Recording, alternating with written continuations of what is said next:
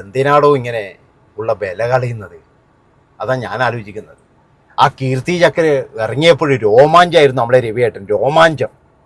ആ രോമാഞ്ചം ഇന്ന് എവിടെ പോയിടോ?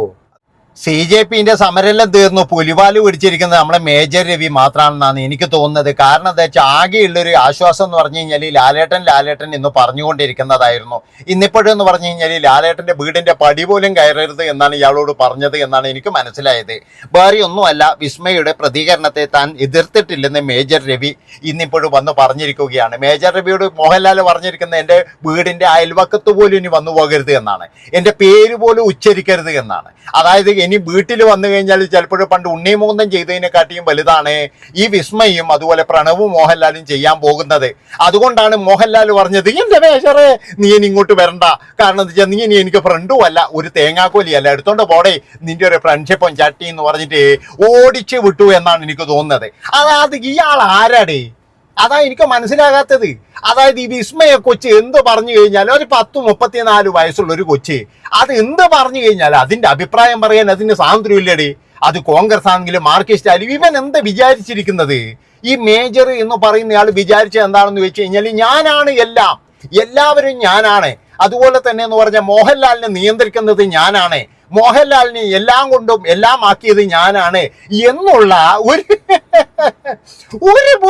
ഇത് മോഹൻലാൽ ഇപ്പോഴും ഇങ്ങനെ അടുപ്പിക്കാറില്ല. നിങ്ങൾക്കറിയോ, കുറച്ച് ദിവസമായിട്ട് ഇയാളുടെ കരച്ചിൽ തന്നെയായിരുന്നു. ഇയാൾ ഒരു സ്ക്രിപ്റ്റ് എഴുതി വെച്ചു, മോഹൻലാലിന് വേണ്ടിയിട്ടുള്ള ഒരു മഹാദേവനെയും കൂടി ഉണ്ടാക്കി. അത് കഴിഞ്ഞതിന് ശേഷം മോഹൻലാലിനെ കേൾപ്പിക്കാൻ പോയപ്പോഴും മോഹൻലാൽ എടുത്തോണ്ട് പോടാ നിന്റെ തൊങ്ങ് എന്ന് പറഞ്ഞ് ഓടിച്ചു വിട്ടു. കാരണം എന്താ അറിയാ, എമ്പുരാൻ എന്ന് പറയുന്ന സിനിമ ഇറങ്ങിയപ്പോഴും കോടിക്കണക്കിന് രൂപ നഷ്ടം വരുത്താൻ കാരണം ഇയാളുടെ ഒറ്റ പ്രതികരണമാണ്. അതായത് ഇങ്ങേര് ആദ്യം വന്നിട്ട് അടിപൊളി പടം, ഓ സൂപ്പർ, പൃഥ്വിരാജ് ഓ എന്ന് പറഞ്ഞു. പിന്നീട് എന്ന് പറഞ്ഞു കഴിഞ്ഞാൽ ഇയാൾ എന്താ പറഞ്ഞ് വെളിയിൽ വന്നപ്പോഴേ ഇങ്ങോട്ട് മനസ്സിലായത്, അയ്യോ എൻ്റെ പാർട്ടിക്കാര്.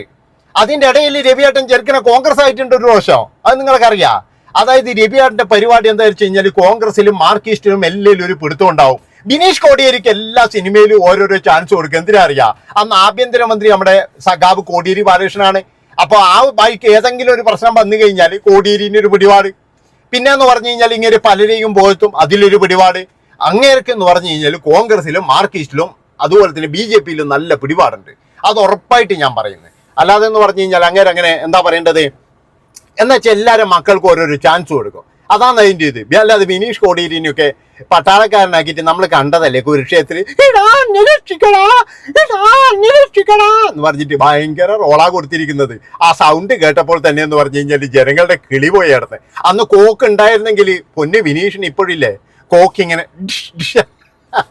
ഞാൻ ബിനീഷിനെ കുറ്റം പറയുന്നില്ല. കാരണം എന്ന് വെച്ചാൽ ബിനീഷ് കോടിയേരിക്ക് അഭിനയിക്കാനുള്ള കഴിവുണ്ടോയെന്ന് ചോദിച്ചു കഴിഞ്ഞാൽ അഭിനയിക്കാനുള്ള കഴിവൊന്നുമില്ല. അങ്ങേർക്ക് എന്ന് പറഞ്ഞാൽ എങ്ങനെയൊരു 3-4 സിനിമ കിട്ടിയെന്നല്ലാതെ വേറെ ഇതൊന്നുമില്ല.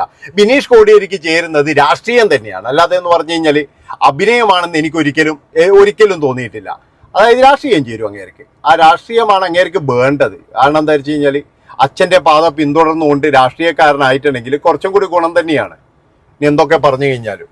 അപ്പൊ അതിന് പോകേണ്ടതിന് പകരം ഈ സിനിമയിലേക്ക് പോയിട്ട് അതിനൊക്കെ കാരണം എന്ന് പറഞ്ഞു കഴിഞ്ഞാൽ മേജർ രവി തന്നെയാണ്, അല്ലാതെ വേറെ ഒന്നല്ല. ബിനീഷ് കോടിയേരിക്ക് മനസ്സിലായപ്പോൾ അങ്ങേര് പതിയെ എന്ന് പറഞ്ഞാൽ ബാക്കിലോട്ട് പോയിട്ടുണ്ട്. അതായത് ഇനിയിപ്പോഴും സിനിമയിൽ അഭിനയിച്ചിട്ട് കാര്യമില്ല എന്ന് ബിനീഷിന് തന്നെ മനസ്സിലായിട്ടുണ്ട് ഒരു സാഹചര്യം വന്നപ്പോഴേ. അപ്പൊ എന്നാലും കോടിയേരിന്റെ മോനല്ലേ എന്നുള്ളതുകൊണ്ട് ഈ നമ്മളെ മേജർ കൊടുത്തുമില്ല. അപ്പൊ ഏതായാലും അങ്ങനെ ഓരോരോ ആൾക്കാരെ കയ്യിൽ എടുത്തു വെക്കാൻ വേണ്ടിയിട്ടും അവരുമായിട്ട് ഫ്രണ്ട്ഷിപ്പ് കൂടാൻ വേണ്ടിയിട്ടുമായിട്ട് ഇങ്ങനെ ചെയ്യുന്ന ഓരോ പരിപാടിയാണിത്. ഓരോ ആൾക്കാരടിക്കാൻ പോയിട്ട് ബന്ധം സ്ഥാപിക്കാൻ വേണ്ടിയിട്ട് അതിനൊക്കെ കൂടിയിട്ട്. കാരണം എന്താണെന്ന് വെച്ച് കഴിഞ്ഞാൽ ഇങ്ങനെ ഒരു മരട് ഫ്ലാറ്റങ്ങാറ്റം പൊളിച്ച ഒരു പ്രശ്നം ഉണ്ടായിരുന്നല്ലോ. അന്നൊക്കെ എന്ന് പറഞ്ഞ് ഇങ്ങനെ എല്ലാം വിട്ടിട്ട് എന്ന് പറഞ്ഞാൽ കേരളത്തിന്റെ കൂടിയായിരുന്നു. കാരണം എന്താ, അതിൻ്റെ അകത്തുനിന്ന് എന്തെങ്കിലും നഷ്ടപരിഹാരം കിട്ടണം, അതിനു വേണ്ടിയിട്ട് മാത്രമാണ്. അപ്പൊ അങ്ങനെ നമ്മുടെ മേജർ പലതരത്തിലെന്ന് പറഞ്ഞു കഴിഞ്ഞാൽ ഇങ്ങനെ തേഞ്ഞൊട്ടിക്കൊണ്ടിരിക്കുന്ന ഒരു മനുഷ്യൻ തന്നെയാണ്. നിങ്ങൾ ആലോചിച്ച് നോക്കറ. അതായത് ഇയാൾക്ക് എത്ര ബലിയുണ്ടായിരുന്നു. കീർത്തി ചക്ര എന്ന് പറയുന്ന ഒരു സിനിമ എടുത്തു കഴിഞ്ഞതിന് ശേഷം ഈ മേജറെ കണ്ടിട്ട് എന്ന് പറഞ്ഞാൽ എത്ര പിള്ളേർ പട്ടാളക്കാരനായിട്ടുണ്ട് അറിയാം, എത്ര പിള്ളേർ എന്ന് പറഞ്ഞാൽ ഒരു ആവേശത്തോടു കൂടി നിന്നിട്ടുണ്ട് അറിയാം. പക്ഷെ കുറച്ച് കഴിഞ്ഞപ്പോൾ ഇയാളുടെ അവസ്ഥ നിങ്ങളൊന്ന് ആലോചിച്ച് നോക്ക്. എനിക്ക് തോന്നുന്നത് എന്താണെന്ന് വെച്ച് കഴിഞ്ഞാൽ ആ സിന്ധു സൂര്യകുമാർ എന്ന് പറയുന്ന ഒരു സ്ത്രീ ഉണ്ട് ഏഷ്യാനെറ്റിൽ, അവരെ മുഖത്ത് തുപ്പുന്ന അങ്ങനെ എന്തോ പറഞ്ഞിട്ട് കാർക്കിച്ച് തുപ്പും എന്നൊക്കെ പറഞ്ഞിട്ട് തുടങ്ങിയ കഷ്ടകാലം മേജർ രവിയെ പിന്നീട് വിടാതെ പിന്തുടരുകയാണ്. അന്ന് മുതൽ എന്ന് പറഞ്ഞു കഴിഞ്ഞാൽ നമ്മുടെ രവി രവിയേട്ടന് വേറൊരു പേരും കൂടി വീണിട്ടുണ്ട്. ആ രവി എന്നാണ് പിന്നീട് എല്ലാവരും വിളിക്കുന്നത്. അങ്ങനെ പലതരത്തിലെന്ന് പറഞ്ഞു കഴിഞ്ഞാൽ മേജർ രവി എന്ന് പറയുന്ന ഒരു ഇതിഹാസ മനുഷ്യനെ ഇവിടെ നിന്നും തുടച്ചു നീക്കാൻ വേണ്ടിയിട്ട് എല്ലാവരും എന്ന് പറഞ്ഞ കച്ചകെട്ടി ഇറങ്ങിയപ്പോഴേ അദ്ദേഹം തന്നെ പറഞ്ഞു എന്നെ തുടച്ചു നീക്കിക്കോളൂ എന്ന്. എന്തൊക്കെ ആയിക്കഴിഞ്ഞാലും കഴിഞ്ഞ സ്ഥാനാർത്ഥി, അതായത് BJPയുടെ ഒരു സ്ഥാനാർത്ഥിയായിരുന്നു. അതിലെന്ന് പറഞ്ഞാൽ BJPക്ക് തന്നെ വൻ നഷ്ടമാണ് ഉണ്ടായതെന്നാണ് ഞാൻ കേട്ടത്. കാരണം എന്താണെന്ന് ചോദിച്ചാൽ, ഒന്നാമത് എന്ന് പറഞ്ഞ് ഇങ്ങനെ പൊതുജനങ്ങൾക്ക് ഒരാൾക്കും ഇഷ്ടമല്ല. നിങ്ങളൊന്ന് ആലോചിച്ച് നോക്ക്. അത് മാത്രവുമല്ല, ഇങ്ങേർക്ക് എന്ത് ജനസമ്മതിയാണുള്ളത്. എല്ലാ സ്ഥലത്തും പോയിട്ട് വിടുവായിത്തരം പറയുന്ന, അല്ലെങ്കിൽ ഈ ബിഗ് ബോസ് പോലെയുള്ള ഒരു ഷോയിൽ ഏതോ ഒരുത്തം പറഞ്ഞ ഒരു കള്ളക്കഥ, ആ കള്ളക്കഥക്ക് വേണ്ടിയിട്ട് ഇയാൾ വന്നിട്ട് TV വന്നിട്ട് പ്രസംഗിച്ചത് കേട്ടപ്പോൾ ഞാൻ ചിരിച്ച് ഞാൻ ഊപ്പാടടങ്ങിപ്പോയി നടന്ന്. അതായത് ഇങ്ങനെ എന്തെങ്കിലും ഒരു വലിയ പ്രശ്നമാണെങ്കിൽ ഈ TV ചാനലുകാർ ഇത് പുറത്തുവിടാൻ പാടുണ്ടോ? അതുമാത്രവുമല്ല, ഇയാളുടെ ഏറ്റവും വലിയ ദോസ്താന്ന് അതിൻ്റെ അകത്ത് ആങ്കർ ചെയ്ത ലാലേട്ടൻ. അങ്ങേരാണെങ്കിലും എന്ന് പറഞ്ഞ ഒരു കേണലും കൂടിയാണ്. അപ്പൊ അങ്ങേരോടൊന്ന് ചോദിച്ചുകൂടെ, ലാലേട്ടാ ഇത് എന്തുകൊണ്ട് നിങ്ങൾ ടെലികാസ്റ്റ് ചെയ്യാൻ സമ്മതിച്ചു? ഇത് എന്തുകൊണ്ട് നിങ്ങൾ ഇത് ശരിയല്ല, ഇത് ടെലികാസ്റ്റ് ചെയ്യാൻ പാടില്ല എന്ന് പറഞ്ഞൂടെ? അതിനു പകരമായിട്ട് ഈ മഹാൻ ചെയ്തത് എന്താ അറിയാ? അന്തി ചർച്ചയ്ക്ക് പോയി ഇരുന്നിട്ട് അവിടെ കിടന്നിട്ട് ആ അച്ഛനെയും അമ്മയെയും, അതായത് അനിയൻ മിഥുൻ എന്ന് പറയുന്ന അവന്റെ അച്ഛനും അമ്മയും ഒരു അപ്പാവികള്, അതായത് ലോക പരിചയം പോലും ഇല്ലാത്ത ആൾക്കാർ, അവരെയൊക്കെ എന്ന് പറഞ്ഞാൽ മുൾമുനയിൽ നിർത്തിച്ച് അവന്റെ അച്ഛനെ അമ്മയെയും പിന്നീട് ബോധം കെട്ട് വീണിട്ട് ആശുപത്രിയിലാക്കേണ്ട ഗതികേടിൽ വരെ രവിയേട്ടൻ എത്തിച്ചു എന്നുള്ളതാണ്. നിങ്ങളൊന്ന് ആലോചിച്ച് നോക്ക്. ബിഗ് ബോസിലെങ്ങാനും ജയിക്കാൻ വേണ്ടിയിട്ട് പല കള്ളക്കഥകളും പല ആൾക്കാരും പറയൂ. എന്തിനധികം പറയുന്നത്, ഒരു മാങ്ങ പോലും വിൽക്കാതെ അഖിൽമാരാറ് ഫോട്ടോഷൂട്ടിലൂടെ 4-5 മാങ്ങ വിൽക്കുന്ന സ്ഥലം അതൊക്കെ ഉണ്ടാക്കിയില്ലേ? നാരകവെള്ളം കൊടുക്കുന്നത് ഉണ്ടാക്കിയില്ലേ?